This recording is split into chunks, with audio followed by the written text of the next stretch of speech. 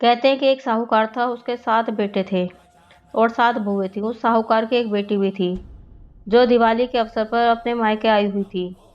दिवाली पर घर को लीपने के लिए सातों बहुएं मिट्टी लाने जंगल में चली गईं। नंद भी उनके साथ जंगल की तरफ चल दी। साहूकार की बेटी जहां से मिट्टी ले रही थी, उसी स्थान पर स्याहू माता अपने बच्चों के साथ रहती थी।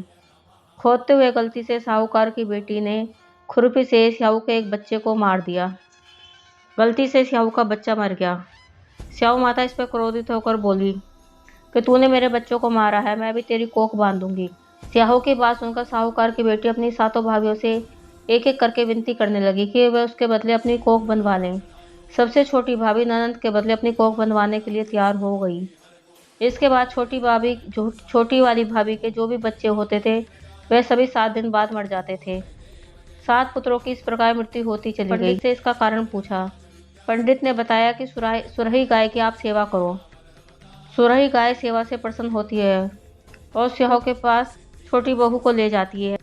रास्ते में सुरही गाय और बहू थक जाते हैं, दोनों आराम करने लगते हैं कि अचानक साहूकार की छोटी बेटी की नज़र उस तरफ जाती है। देखती है कि एक सांप गरुड़ पंखनी के बच्चे को डसने जा रहा है। वह सांप को मार देती है। इतने में गरुड़ पंखनी वहां आ जाती है और खून देखकर उसे लगता है कि इस छोटी बहू ने उसके बच्चे को मार दिया है। इस पर वह छोटी बहू को चोंच मारना शुरू कर देती है।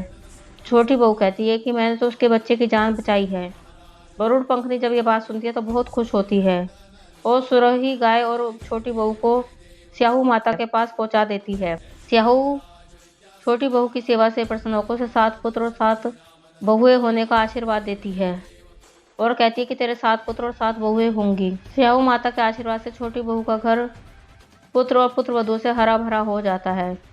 घर आकर वह कढ़ाई जिमाती है और अहोई अष्टमी का व्रत करती है।